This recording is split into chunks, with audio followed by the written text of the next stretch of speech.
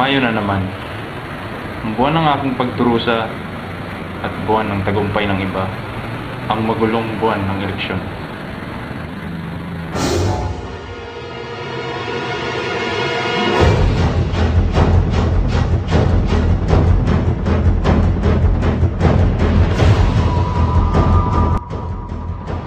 Bakit naging pagdurusa?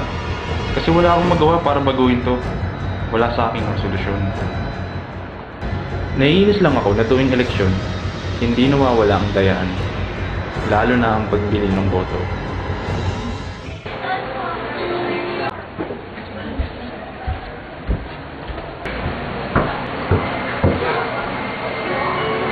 Nak!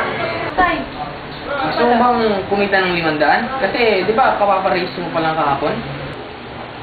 Ano yung parang bibling yung boto ko? Oo, bakit? May masama ba? 500 din yun. Ikaw na. Hindi ba tayo mahuli sa gagawin natin, tay? Paano ka mahuhuli nun, Nak? Hindi naman nila alam na bibigyan ka ng 500 para isulat mo yung pangalan ng iboboto mo eh. Sa panahon natin ngayon, wala nang value ang boto. Lahat nadadaya. Sige, bahala ka. Pero isipin mo mabuti. Pwede mo rin pangbaon yun ng 1 o hanggang 2 linggo.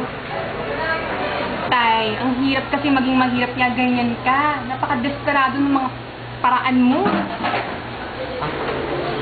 Ang hirap sa'yo, pagka kumakatok na ang grasya sa pinto, hindi mo pa sinasagot.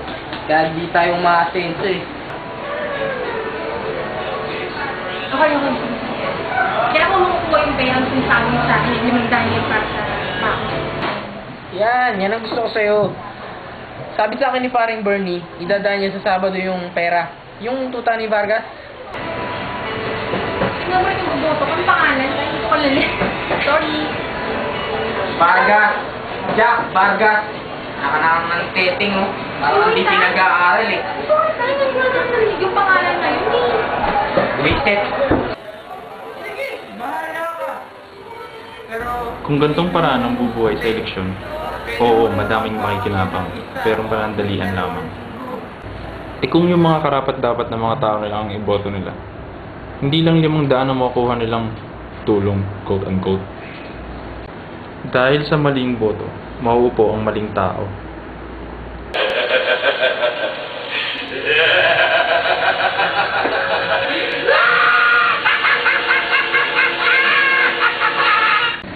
At dahil sa mga maling tao, marami ang naghihirap.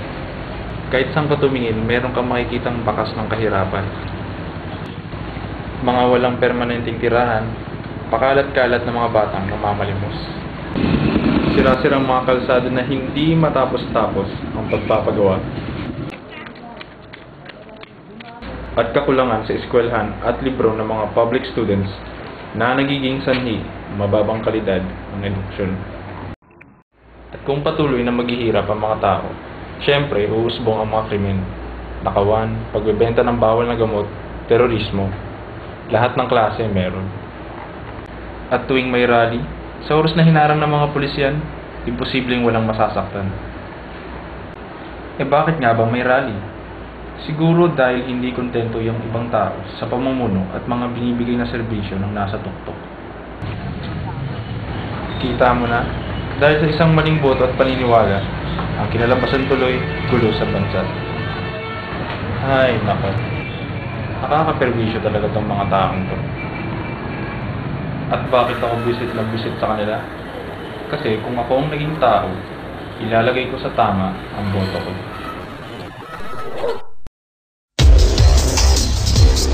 Sa panahon natin ngayon, wala nang value ang boto. Lahat nadadaya.